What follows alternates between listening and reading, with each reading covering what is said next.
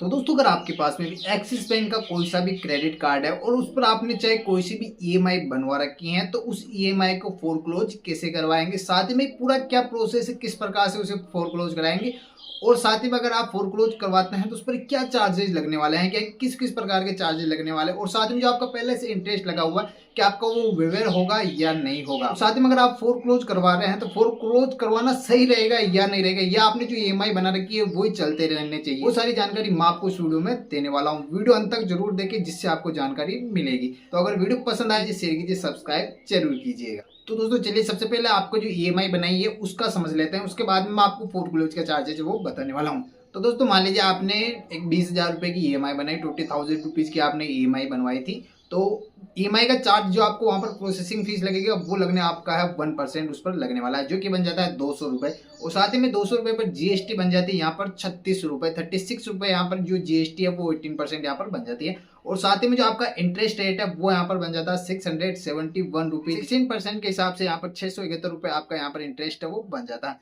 अब मान लीजिए आपने इसकी करवा दी 4 ईएमआई, तो अब 4 ईएमआई आपने करवाई तो आपकी ईएमआई आने वाली है 5,168 रुपए, यानी 5,168 रुपीज आपकी यहाँ पर ईएमआई आने वाली। पर 18% आपका जीएसटी भी लगने वाला है। तो मान लीजिए अब आपने 4 ईएमआई तो बनवा दी, अब आप सोच रहे हैं यार मैंने तो एक ईएमआई तो पे कर दी, अब मैं 3 ईएमआई और है उसको मैं फोरक्लोज करवा देता हूँ। तो अब देखिए यहाँ पर अब मान लीजिए आपका अब आउटस्टैंडिंग अमाउंट बचा वो है 15,000 रुपये, यानी 15,000 रुपये आपका आउटस्टैंडिंग अमाउंट वो बचा हुआ है।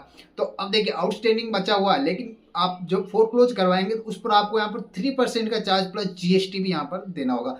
तो अब मान लीजिए आपका 15,000 रुपये है, 15,000 पर इनके 3% कितना बनता है, वो बनता है 450 रुपीज। तो 15,450 रुपये आपके ये हो गए और वापस 450 रुपीज पर आपका लगेगा 18% इंटरेस्ट, ये अमाउंट हो जाता है 81 रुपीज, यानी 81 रुपए। तो अब आपका जो टोटल आउटस्टैंडिंग अमाउंट होगा वो होगा 15,531 रुपए आपको पे करना होगा अगर आप फोरक्लोज करवाते हैं। तो अब आपका 531 रुपए ये लग चुका है। अब आप सोचिए आपका वहां पर कितना टोटल लगा था 671 रुपए। अब अगर आप फोरक्लोज करवाते 3 ईएमआई देने के बाद में तो आपको 531 रुपए यहाँ पर देना है, वहां पर आपका टोटल 671 रुपए लग गया, जिसमें से आपने 178 रुपए तो वहां पे कर दिए, प्लस आपके जो प्रोसेसिंग फीस थी 200 रुपए आपने वो पे कर दी। तो यहाँ पर 300 350 रुपए आपने ऑलरेडी पे कर दी और आप 531 रुपए ये पे करेंगे तो आपको करीबन जाएगा 900 रुपए के आसपास में।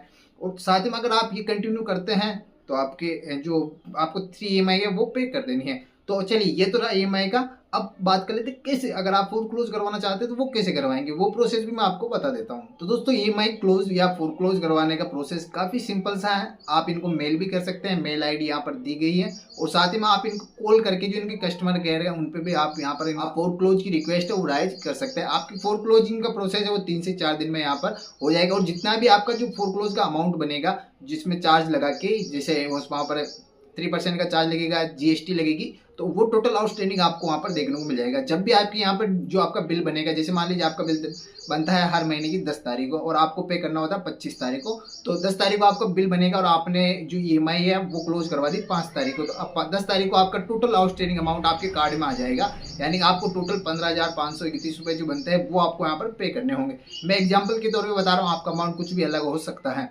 तो अब आपको 25 तारीख से वो पहले अमाउंट आपको पे कर दें, उसके बाद में आपकी ईएमआई कंप्लीट क्लोज हो जाएगी। तो इस प्रकार से आप ईएमआई क्लोज करवा सकते हैं। और साथ ही में इनके कस्टमर केयर को आप राइज करेंगे, इनको बोलेंगे कि यार मेरी ईएमआई है मैं फोरक्लोज करवाना चाहता हूं, तो आप करवा सकते हैं। तो दोस्तों ये तो बात हो चुकी है अब ईएमआई फोरक्लोज करवाने की, और मैंने चार्जेस भी बता दिए। तो अब आप बोल रहे होंगे यार अब मैं आपको बताते हूँ ईएमआई फोरक्लोज करवानी है या नहीं करवानी है। तो देखिए यहाँ पर फोरक्लोज करवाना यहाँ पर काफी बेटर ऑप्शन नहीं देखने को मिलता है। अगर आपने एक बार ईएमआई बनवा दी, आपने 1-2 पे भी कर दी है, तो उसके बाद में अगर आप फोरक्लोज करवाएंगे तो नुकसान आपका ज्यादा होगा। बैंक का यहाँ पर कोई नुकसान नहीं है, बैंक और फायदे में है कि तो जल्दी से इसको फोरक्लोज करवा तो हमारा तो पैसा है और साथ ही में इस पर जो चार्जेस लगे वो भी हमें देखने को मिल जाए।